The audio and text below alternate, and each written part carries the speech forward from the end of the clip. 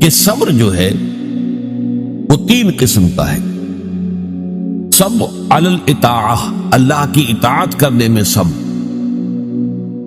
فجر کی نماز کے لیے اٹھنے کے لیے اس وقت چونکہ بڑی نیند گہری آئی ہوئی ہوتی ہے، رات بھر اگر کوئی مریض پریشان رہا ہو اور بے چین رہا ہو، اس وقت اسے نیند آ جاتی، اس وقت نیند کو توڑ کر اٹھنا، تو واقعہ یہ ہے کہ اس کے لیے صبر کی۔ پھر یہ کہ مئی جون کے مہینوں میں روزہ رکھنا بڑے صبر کی بات۔ تو صبر علی الاطاعہ، اللہ کے احکام کی پیروی اور اطاعت کرنے میں یہ صبر آئے۔ دوسرے ہے صبر عن المعصیہ، گناہوں سے بچنے کے لیے صبر۔ آدمی دیکھ رہا ہے کہ میں اگر اپنا وعدہ توڑ دوں تو مجھے بہت نفع ہو جائے گا، لیکن یہ معصیت ہے، اس سے رکنا تو اپنے نفس کو تھامنا ہوگا کہ وہ نفع کو نظر انداز کر دے اور اپنی بات پر جمع رہے۔ جب کوئی اور نفسانی خواہش ہے وہ ابھرتی ہے تو اس کو روکنے کے لیے انسان کے اندر طاقت چاہیے، یہ صبر۔ تیسرا صبر جو ہے وہ ہے صبر علی الابتلاء، آزمائش پر صبر۔ اللہ تعالیٰ کی طرف سے یہ ہمیشہ کا ایک قاعدہ ہے، قانون ہے کہ جو لوگ بھی ایمان کا دعویٰ کریں ان کو جانچا جاتا ہے، پرکھا جاتا ہے، امتحانات میں سے گزارا جاتا ہے، آزمائشوں کی بھٹیوں میں سے گزارا جاتا ہے۔ تو یہ صبر علی الابتلاء جو ہے یہ اصل میں موضوع ہے ہمارے اس 5ویں حصے، اس لیے نوٹ کر لیجئے کہ وہ صبر علی الطاعہ اور صبر علی المعصیہ وہ اس میں اصل میں زیر بحث نہیں ہے، وہ پچھلے حصوں میں آ چکے ہیں، از خود امپلائیڈ ہو۔ لیکن صبر علی الابتلاء، آزمائشوں کے اندر جمے رہنا، کوئی تکلیف ہے، پرسیکیوشن ہے، اسی طریقے سے آپ کو ستایا جا رہا ہے، وربل پرسیکیوشن ہے یا فزیکل پرسیکیوشن ہے، زبانی ایذا دی جا رہی ہے یا جسمانی ایذا دی جا رہی ہے، اس پر صبر کرنا، جانی نقصان ہے اس پر صبر کرنا، مالی نقصان ہے اس پر صبر کرنا، یہ سارے صبر جو ہے یہ در حقیقت یہ موضوع ہے اس 5ویں حصے۔ اب اس میں بھی تاریخی اعتبار سے نوٹ کر لیجئے کہ ایک تھا وہ صبر جو صحابہ کو مکے میں کرنا پڑا، اور ایک وہ صبر و مصابرت ہے کہ جو مدینے میں آ کر شروع ہوا۔ مکے میں کیا تھا؟ یک طرفہ صبر تھا، جو تمہیں ستایا جائے، تکلیف دی جائے، جھیلو، برداشت کرو، کھڑے رہو، پیچھے بھی نہیں ہٹنا لیکن جوابی کارروائی بھی نہ کرنا۔ میرے نزدیک یہ صبر جو ہے یہ زیادہ مشقت طلب تھا، یہ صبر زیادہ مشکل ہے۔ جہاں آپ کو اجازت ہو کہ کوئی آپ کو برا کہے آپ بھی جواب میں برا کہے، کوئی آپ کو اینٹ مارے آپ پتھر دے مارے، تو ظاہر بات ہے کہ وہاں بھی صبر کی ضرورت تو ہے، لیکن یہ کہ آدمی کا ٹھنڈا ہو جاتا ہے دل کہ میں نے بھی بدلہ لے لیا ہے، میں نے بھی پتھر مار لیا ہے۔ لیکن مکہ مکرمہ میں حکم یہ تھا کہ بس جھیلو اور کوئی جوابی کارروائی نہ۔ یہ جو صبر تھا یہ بڑا کڑا صبر تھا، بڑا سخت صبر، اور اسی اعتبار سے میں نے جیسا کہ آپ کو بتایا تھا کہ فزیکل پرسیکیوشن جو شروع ہوئی ہے وہ 4 سال سے شروع ہوئی ہے آغاز وحی کے بعد۔ اس سے پہلے صرف وربل پرسیکیوشن تھی، اور وہ بھی داعی یعنی حضور کی ذات پر مرکوز تھی۔ پاگل ہو گئے، دماغ خراب ہو گیا ہے، سحر زدہ ہے، کوئی جن آسیب ان کے اوپر آ گیا ہے، شاعر ہے، ساحر ہے۔ اب یہ ساری وربل پرسیکیوشن ہو رہی تھی، اور وہ بھی صرف حضور کے، کسی اور کے لیے نہیں، اس لیے کہ وہ سمجھتے تھے کہ اگر حضور کی جو قوت ارادی ہے، ول، اسے ہم کل کر دیں اس وربل پرسیکیوشن کے ذریعے سے، استہزاء سے، تمسخر سے، مذاق اڑا کر وہ بددل ہو کر بیٹھ رہے ہیں، تو کسی اور کو کچھ کہنے کی ضرورت نہیں، یہ تحریک اور دعوت ختم ہو جائے گی۔ پہلے 3 سال پرسیکیوشن صرف وربل تھی، اور وہ بھی focused on the person of the prophet Muhammad صلی اللہ علیہ وسلم۔ 4 سال سے جب انہوں نے دیکھا کہ یہ تو نہ نبی کے حوصلے میں اور عزم میں کوئی کمی آئی، اور نہ یہ دعوت جو ہے رکی ہے، بلکہ دعوت تو پھیل رہی ہے، خاص طور پر ہمارے نوجوانوں میں، جو ہمارے مستقبل، ہمارے چشم و چراغ ہیں، وہ ان کے گر جمع ہو رہے ہیں، اور ہمارے غلام جو اب تک تو ثابت تھے اپنی قسمت پر کہ ٹھیک ہے ہماری قسمت تھی، اب غلام بنا دیے گئے، لہذا جو آ رہا ہے جیل رہے ہیں۔ اب ان میں یہ دعوت نفوذ کر رہی ہے، تو یہ تو ایسا ہے کہ جیسے بارود کا گودام ہو اور اس میں کوئی آگ لگائی جا رہی ہے۔ تب انہوں نے پھر فزیکل پرسیکیوشن کا آغاز، انہیں مارو، انہیں پیٹو، انہیں بھوکا رکھو، انہیں لوہے کی زنجیروں میں باندھ کر گھروں میں ڈال دو، فاقے دو انہیں، اور ان کو شدید ترین ایذائیں دو۔ یہ دور جب شروع ہوا ہے تو جیسا کہ میں نے عرض کیا، اس میں بڑے صبر کی آزمائش ہوئی، اور اس موضوع پر قرآن حکیم کا ضرب سلام سورہ عنکبوت ہے۔ سورہ عنکبوت کا پہلا رکوع آیات 13 ہیں، اگرچہ اس میں ایک آیت جو ہے تو الف لام میم حروف مقطعات کی ہے، باقی 12 آیات قرآن مجید میں صبر علی الابتلاء کا جامع ترین مقام، اس پر ہم نے پوری تفصیل سے گفتگو۔ اس کے بعد کے جو 6 رکوع ہیں ان کو 2 حصوں میں تقسیم کیا جا سکتا ہے۔ پہلے 3 حصوں میں گفتگو یہ ہے کہ زیادہ تر مشرکین سے ہو رہی ہے، ظاہر بات ہے کہ مکی صورتوں میں وہ مضمون تو جاری رہے گا، اور اس میں یہ ہے کہ پچھلے انبیاء کی کہانیاں جو ہیں، ان کے داستانیں، ان کے حالات و واقعات بیان کیے جا رہے ہیں، تاکہ ایک طرف انہیں یقین آ جائے کہ ان کا انجام بھی وہی ہوگا، اور ایک طرف اہل ایمان کے دل کو تسلی ہو کہ بالآخر فتح جو ہے اہل ایمان کی ہو۔ یہ 3 رکوع ان دونوں پر مشتمل ہے، اگرچہ اس میں 2 باتیں بڑی بنیادی صبر کے ضمن میں بہت ہی بنیادی اہمیت کی آئی ہیں، وہ میں نے نوٹ کروائی تھی آپ کو۔ نمبر 1 یہ کہ یہ جو لوگ توحید کو چھوڑ کر کچھ تانے بانے بناتے ہیں اپنے عقائد اور اعمال کے، یہ ان کی مثال ایسی ہے کہ جیسے مکڑی بھی ایک جالا تن لیتی ہے، تانا بانا تو اس کا بھی ہے، جالا ہے، اس کا گھر ہے، تو ان کی مثال ہے کہ مثل العنکبوت اتخذت بیتا، وہ بھی ایک گھر بناتی ہے، وَإِنَّ أَوْهَنَ الْبُيُوتِ لَبَيْتُ الْعَنكَبُوتِ، حالانکہ معلوم ہے کہ تمام گھروں میں سب سے زیادہ کمزور گھر جو ہے وہ مکڑی کا گھر ہے۔ تو ان کے یہ تانے بانے بے بنیاد ہیں، غیر معقول ہے، نہ فطرت میں بنیاد ہے نہ عقل میں بنیاد۔ ذرا سی آپ اس کا تجزیہ کریں گے تو معلوم ہو جائے گا کہ بے بنیاد ہے، بے اصل ہے، ان کی کوئی حیثیت ہی نہیں۔ اور دوسری مثال بہترین دی تھی، اور وہ یہ کہ حق کے منکشف ہونے کے باوجود جو لوگ باطل پر اڑے رہتے ہیں، ان میں بڑی تعداد ایسے لوگوں کی ہوتی ہے جو صرف اپنے تعلقات کی بنا پر وہیں پہ جمے رہتے ہیں۔ کیا کریں، اگر ہم بدل لیں گے بات تو ٹھیک ہے، لیکن ہم نئی بات قبول کریں گے تو اپنے خاندان والوں سے کٹ جائیں گے، اپنے رشتہ داروں سے کٹ جائیں گے۔ کوئی جماعت ہے اس میں ہم شریک ہیں، لیکن اتنے سال ہو گئے، ہمیں 50 برس ہو گئے، ہماری رشتہ داریاں اسی جماعت میں ہو گئی ہیں، ہمارے کاروباری اتحاد وہی ہے، اب اس جماعت کو چھوڑ کر ہم کیسے جو ہیں پنپے کے کیسے؟ اس لیے کہا گیا ہے کہ ان کی مثال کیا ہے، کہ ان کا معاملہ یہ ہے کہ مودۃ بینکم فی الحیات الدنیا، تم باطل پر اڑے ہوئے ہو صرف اپنی دنیاوی جو زندگی ہے اس کے محبتوں اور تعلقات کی وجہ سے۔ یہ نہیں ہے کہ تم اس پر مطمئن ہو، کنونسڈ ہو، حقیقت تم پر منکشف ہو چکی ہے، یہ بات صحیح نہیں ہے، ہم غلط راستے پر جا رہے ہیں، لیکن مودۃ بینکم فی الحیات الدنیا یہ چیز ہے جو تمہیں روکے ہوئی ہے، آپ اس کو چھوڑ نہیں سکتے۔ آخری 3 رکوع جو ہیں وہ میں نے عرض کیا تھا کہ یہ 3 رکوع در حقیقت اس میں 2 مضامین جو ہیں ان کو لپیٹ دیا گیا ہے، بٹ دیا گیا ہے۔ ان میں سے ایک مضمون ہے وہی اہل ایمان سے خطاب، کہ آزمائش کے وقت کیا چیزیں ہیں جو تمہیں قائم رکھیں گی، تمہیں طاقت کس سے حاصل، صبر کی بنیاد کن چیزوں پر قائم۔ تو اس میں ہم نے دیکھا کہ جو 21ویں پارے کی جو پہلی آیات ہے نہایت جامع تھی، ذکر کی اہمیت، اتل ما اوحی الیک من الکتاب واقم الصلاۃ ان الصلاۃ تنہی عن الفحشاء والمنکر ولذکر اللہ اکبر۔ پھر یہ بھی فرمایا گیا کہ اہل کتاب کے ساتھ جو ہے، ان کے ساتھ جو ہے مجادلہ کرو، لیکن بڑے اچھے اسلوب، مشترک بات تلاش کرو اور وہاں سے بات شروع۔ اس طرح کے ہدایات آ گئی۔ پھر یہ ہے کہ مشرکین سے بات شروع ہو گئی۔ اب جو یہ آخری حصہ ہے آیت نمبر 56 سے لے کر 69ویں آیت تک، اس میں بھی آپ دیکھیں گے پہلی 5 آیات نہایت اہم ہیں ان لوگوں سے خطاب کر کے جو ان مشکلات و مصائب کی بھٹیوں میں سے گزر رہے ہیں۔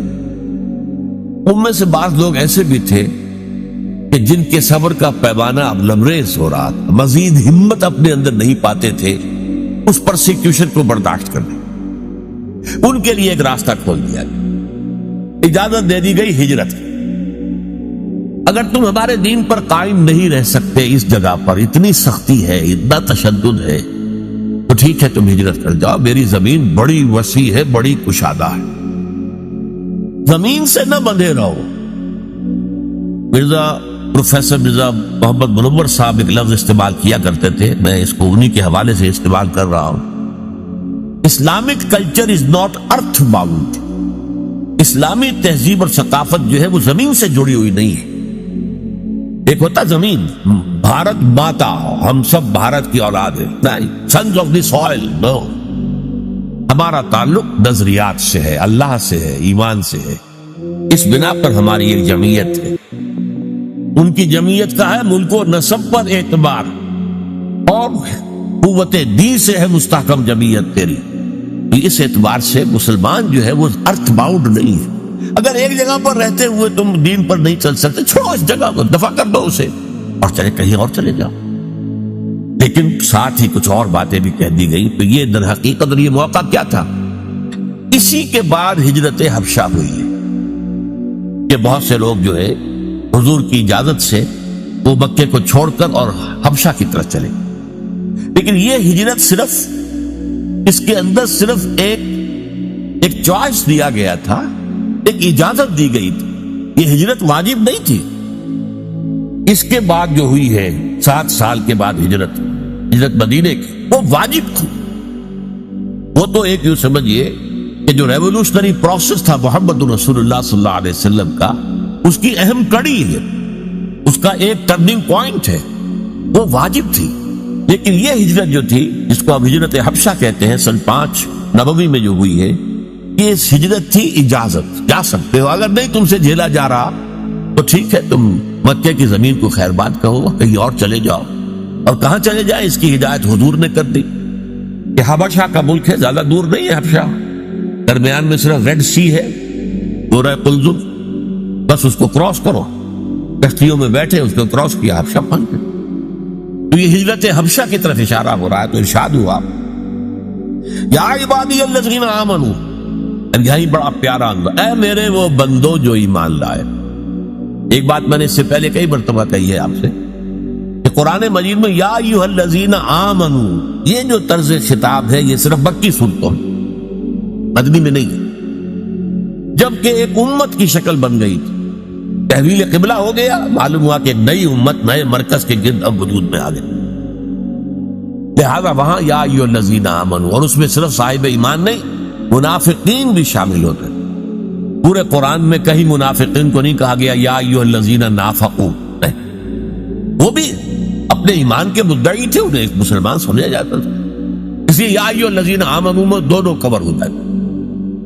قرآن مجید میں مکی صورتوں میں یا ایھا الذین آمنوا کا لفظ صرف ایک صورت میں آیا ہے، اور وہ صورت ہے کہ جس کے بارے میں اختلاف ہے کہ وہ مکی ہے یا مدنی، وہ سورہ حج ہے۔ اس کے بارے میں یہ رائے بھی ہے کہ وہ مکی ہے، اور یہ رائے بھی ہے کہ مدنی، اور اس کی بعض آیات جو ہیں جن سے محسوس ہوتا ہے کہ وہ مدنی ہے، وہ اصل میں میرے نزدیک برزخی آیات ہیں، نہ مکی نہ مدنی، یعنی حضور کے سفر ہجرت کے دوران نازل۔ مکہ آپ چھوڑ چکے، مدینہ ابھی پہنچے نہیں، دوران میں سفر جو آیات نازل ہوئی اس کو میں برزخی کہہ رہا ہوں۔ تو دنیا اور آخرت کی زندگی کے درمیان ایک مرحلہ ہے برزخی، ایسے ہی یہ مکی اور مدنی کے درمیان۔ پر اس کے علاوہ پوری مکی صورتوں کے اندر، ویسے وہ صورت بحیثیت مجموعی میرے نزدیک مکی ہے، لیکن اس کی وہ آیات جن کی بنا پر لوگوں نے یہ گمان کیا کہ مدنی ہے، وہ میرے نزدیک برزخی ہیں، یعنی مکی اور مدنی کے درمیان۔ باقی اگر مکی صورت میں خطاب ہوتا ہے تو یا عبادی الذین آمنوا، یا عبادی الذین اسرفوا، اور یہ بڑا ہی محبت آمیز، اے میرے وہ بندو جو ایمان لائے۔ اب اس سے زیادہ التفات اور عنایت اور توجہ، اپنائیت جسے کہ اے میرے وہ بندو، اسی کی ایک مثال آپ کو ملتی ہے سورہ زمر میں، قل یا عبادی الذین اسرفوا علی انفسہم لا تقنطوا من رحمت اللہ، اے نبی ان سے کہہ دیجیے اے میرے وہ بندو جنہوں نے اپنے اوپر ظلم کیا ہے، کوئی گناہ کمائے ہیں، کوئی معصیت کا ارتکاب کیا ہے، تو جان لو کہ تمہارا رب جو ہے وہ رحیم ہے، تواب ہے، وہ تو تمام گناہ معاف کر دے گا۔ لا تقنطوا، مایوس نہ ہو جائے گا اس کی رحمت سے۔ یا عبادی الذین اسرفوا لا تقنطوا من رحمت اللہ انہ یغفر الذنوب جميعا، سارے گناہ۔ حدیث میں آتا ہے کہ کوہ احد جتنے گناہ بھی ہو تو میں معاف کر دوں گا آنے واحد میں۔ توبہ کرو خلوص کے ساتھ، آنے واحد میں سب نسیم منسیہ ہو جائیں گے جیسے کہ ان کا وجود آئی۔ وہی انداز ہے یا عبادی الذین آمنوا ان ارضی واسعۃ، دیکھو ہماری زمین بہت کشادہ، صرف مکہ ہی تو نہیں ہے رہنے کی جگہ، ارضی واسعۃ۔ ہاں عرب کے اندر جو ہے سارے علاقے وہ قریش کے تابع تھے، لہذا قریش کے مقابلے میں پناہ دینے والا کوئی قبیلہ نہیں، لہذا عرب کی سرزمین تو اپنی وسعت کے باوجود تنگ ہو چکی۔ البتہ عرب سے باہر پوری دنیا پڑی ہے، جاؤ، لیکن ڈٹے رہو، ایمان سے پیچھے نہ۔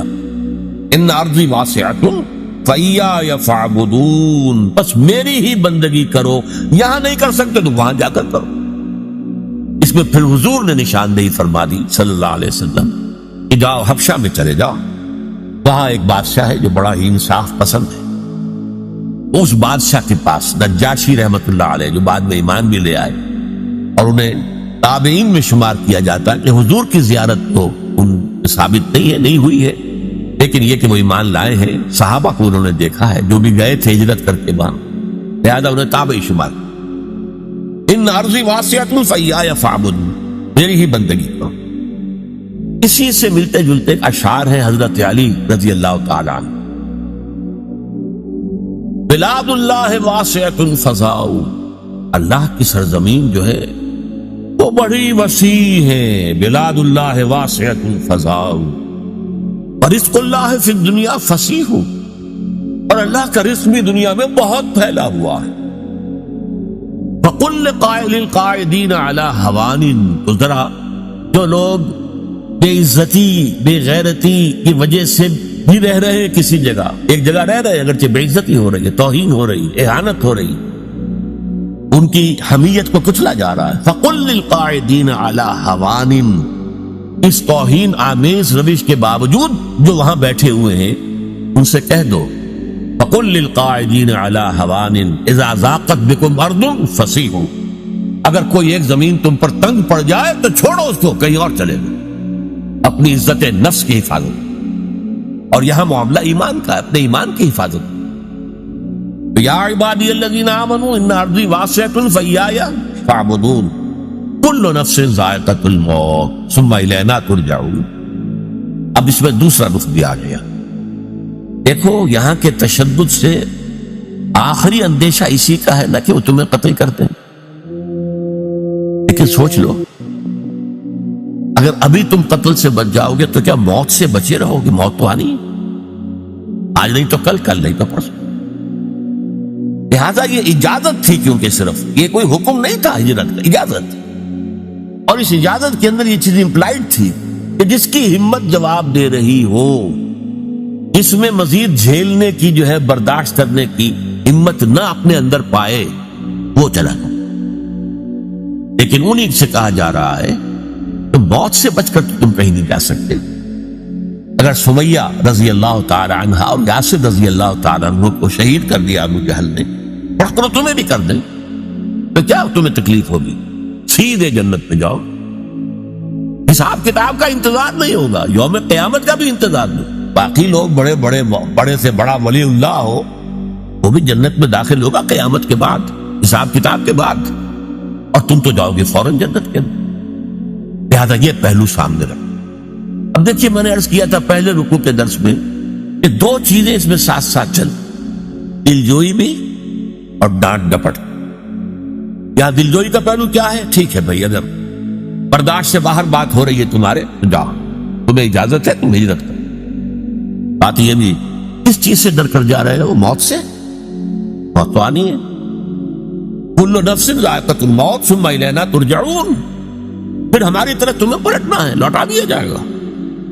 والذین آمنوا وعملوا الصالحات، اور وہ لوگ جو ایمان لائے اور عمل صالح کرے، جو ڈٹے رہے اس پر، لنبوئنہم من الجنۃ غرفا تجری من تحت الانہار، ہم لازماً انہیں جگہ دیں گے جنت کے بالا خانوں میں جن کے نیچے نہریں بہ رہی.